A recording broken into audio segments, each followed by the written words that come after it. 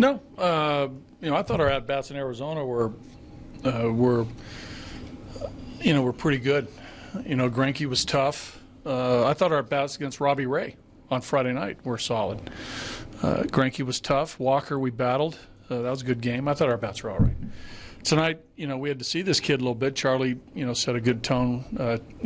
We got ahead 3-0, and then the kid came back and a couple foul balls to a 3-2 change. But, I thought overall, you're right. I agree. We had better at-bats tonight, but I'm not going to say we didn't have good bats in Arizona. Some sort of maybe a 2-pitch lapse in the 6th. Hoffman was outstanding. Well, yeah, the results were great. I thought his best inning might have been his last. A couple good innings in the middle of the first part of the game too, Jack. I think, there was some pitches that were elevated a little bit that were meant to be down, and he got outs with. So to the critical eye, I still want Jeff to hit his spots, but he knows the importance of keeping the ball down. What I do like is that overall he threw strikes. There's a couple walks in there, and the breaking ball left him a little bit in the middle of the game, but it sort of came back late. Hung a changeup to Jeanette, and then the 3-0 to Votto. That's baseball. That happens. The guy's an all-star. But 7 innings, 4 hits, 3 runs. I'm not gonna put my nose up at that one, man. That's solid. But I expect a lot from Jeff Hoffman. I expect a lot from our pitchers, and but that was a good game. That was a good game. A big night from Tapia at the plate. Obviously, nice to see the extra base hits. A little frustrated he didn't get that single, or is that even something anyone was thinking? Well, it's nice it's icing on the cake if he gets a single. But tonight was tap time. He really close to the cycle, the big homer to. Give us the lead, right? Which was awesome. We manufactured a run there with Nolan sacrifice fly. Charlie stolen base. DJ got him over. That was nice to see to give us the 2-run lead. But Tap Time did his part. That was great. Nice to see. Was that close to the cycle? Here you go. Perfectly clean jersey. I'm sorry? Was that close to the cycle with an almost perfectly clean jersey? Was that a surprise at all? Yes. Well, hey, listen, I love dirt. Tap gets dirty. But that means, hey, stand up triple, stand up double, stand up homer. Yeah. No. He's a hard player. But it would have been, hey, it's fun to get a cycle, right? They don't happen all the time. How many have we had here? Well, I came from a place that didn't have many there for a long time.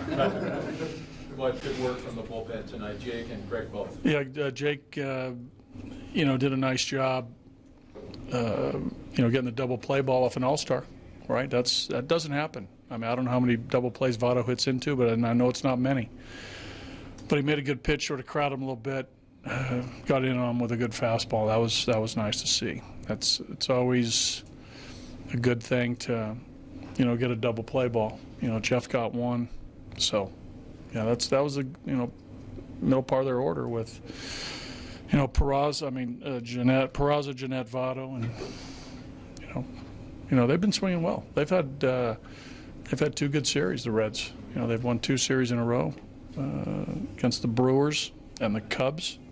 2 teams in their division. So, they're feeling a little crispy, and as they should. And this kid today has a good arm, but yeah, they got some good arms in the pen. They're coming. They're coming on. Buddy, we didn't hear about Desmond until late in the day. What's the status? He's got a calf strain, and those are dicey. You look at the track record of guys who have calf strains. They're tough. They're really tricky.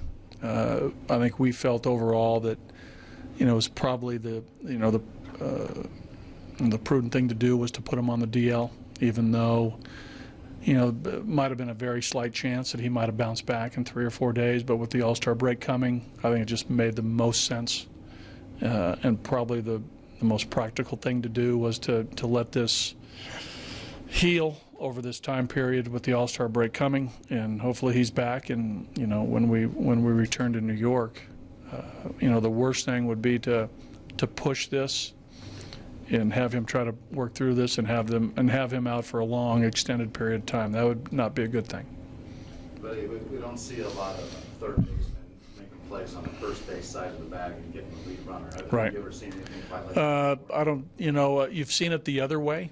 You've seen it the other way with first basemen on bunt plays, crashing hard, and the bunt, back to the mound or a little bit on the third base side, come charging across and make the play with momentum towards third.